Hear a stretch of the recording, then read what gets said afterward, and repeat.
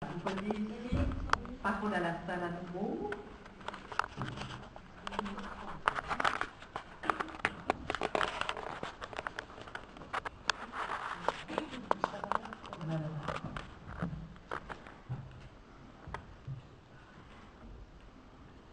Bonsoir, je ne comprends pas ce que c'est les relais communautaires. Alors, les relais communautaires, c'est des gens issus de la communauté qui ont reçu une formation au GAMS, donc d'abord sur plus les mutilations génitales, on explique un peu plus les conséquences médicales, les différents types. Et puis après, il y a toute une formation sur comment sensibiliser la communauté, comment aller vers sa communauté, comment faire quand parfois, quand on aborde la question, on sent que la communauté elle est plutôt, comment on gère les réactions qui peuvent être négatives, donc on apprend à gérer ça. Avec les relais communautaires, avec des mises en situation, qu'est-ce que tu fais si on te rembarre, si on te claque la porte au nez, voilà, des choses comme ça. Et le but, c'est vraiment d'aller vers des communautés, ça peut être aller quand on va dans des baptêmes, dans des mariages, dans des tontines, dans des fêtes communautaires, où on n'attaque pas de manière frontale l'exclusion, mais voilà, petit à petit dans la discussion, on peut amener le sujet. Parce qu'on sait que si on reste au GAMS, au bureau du GAMS 17 Régimon maintenant, là, comme ça, derrière son bureau, on n'aura pas grand monde. Et qu'il faut aller vers la communauté. Et parfois, des gens ont peur de franchir la porte d'une association ou d'un centre de planning s'ils n'ont pas été sensibilisés. Donc, c'est plutôt aller vers les gens et aller là où ils sont. Ça peut être une association, une fête. Il y a beaucoup de fêtes autour des baptêmes, des mariages, des tontines. Donc ici, comme là-bas, ça se passe dans la communauté. Parce que dans notre communauté, il y a des manières de prononcer le mot exclusion. Parce que de certaines populations, leur langage, si tu dis mutilation, ça les frappe. Donc il va te dire que je ne suis pas mutilé. Donc on a une méthodologie d'en parler et arriver à ouvrir un dialogue, en même temps mise en confiance. De petit à petit, et puis on aborde le sujet. Mais pas en un seul jour qu'on va tout parler à une seule fois. Mais c'est d'opérer d'abord les familles, le nombre des enfants, le nombre de fillettes, et là encore reprendre encore le contact.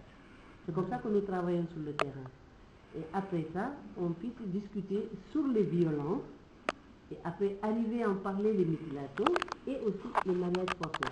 Et c'est là qu'on arrive à passer le message, entrer dans les communautés. Mais le jour d'un baptême, bon, c'est vrai que chacun va contribuer, il va amener, il va discuter et tout ça.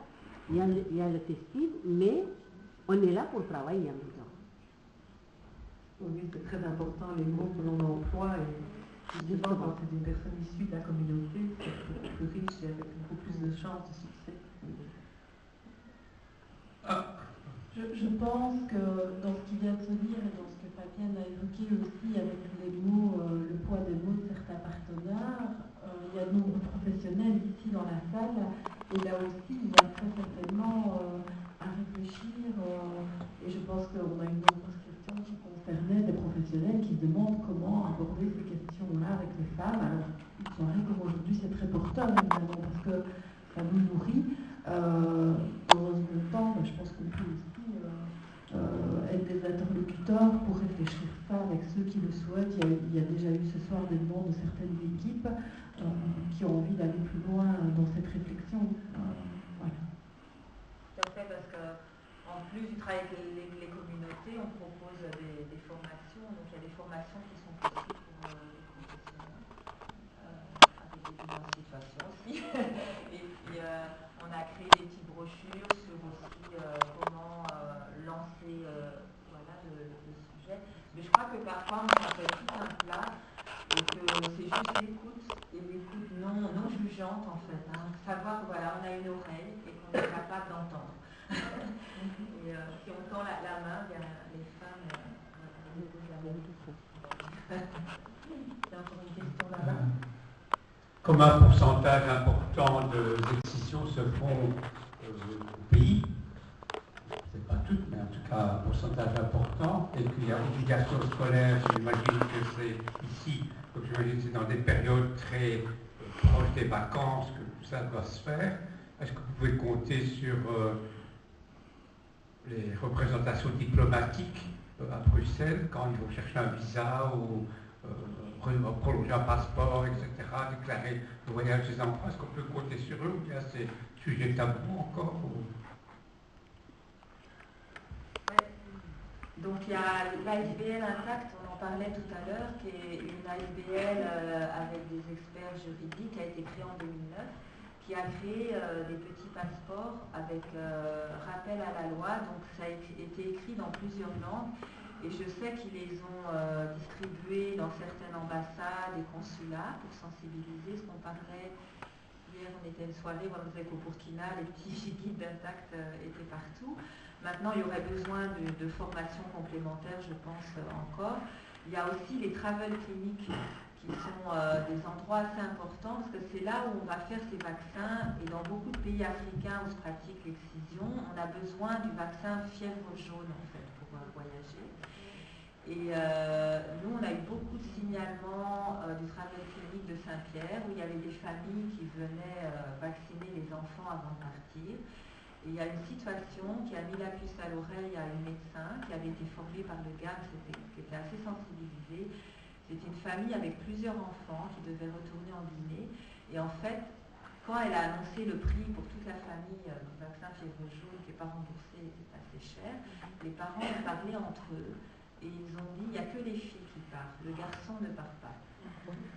Et ça, dans des communautés où en général le garçon est plutôt valorisé par rapport aux filles, ou si on veut faire plaisir à l'un, on va dire c'est plutôt le petit gars, on savait que le départ n'était pas pour faire plaisir aux enfants, pour revoir un tel, mais était pour exciser les filles, parce que c'était les deux filles non excisées qui partaient, et l'aînée déjà excisée ne partait pas.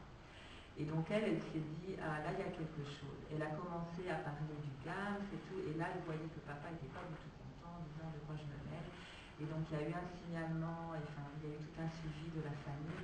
Mais donc les formations des médecins des travel cliniques, c'est aussi important. Et comme vous dites aussi, les ambassadeurs. En Belgique. Enfin non, lors d'un voyage, mais né en Belgique, par exemple. J'ai vu des jeunes femmes. Moi, j'avais peut-être envie d'ajouter aussi qu'il y a une initiative ici à Liège avec le parquet Genève. Donc, il y a des réunions fréquentes. Je pense qu'il y a une réelle prise de conscience et une envie de travailler dans le sens de la prévention plutôt que de la répression. Mais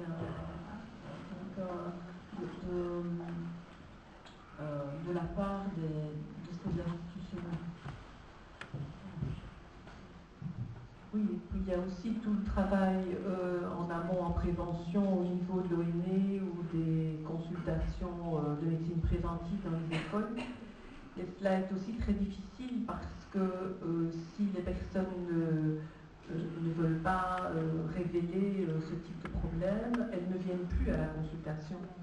Et donc, je pense qu'il y a une politique différente en France. Je pense qu'il y a un dépistage plus systématique. Il y a un dépistage qui est systématique en PMI jusqu'à l'âge de 6 ans. C'est ça, ce qui correspond à nos consultations OIV. Ce n'est pas la politique belge, parce que les expériences qui ont été faites, enfin, c'est ce que l'on m'a dit, les personnes ne viennent plus alors du tout pour faire surveiller leurs enfants et poser des actes de prévention, ce qui nous pose un autre problème, évidemment.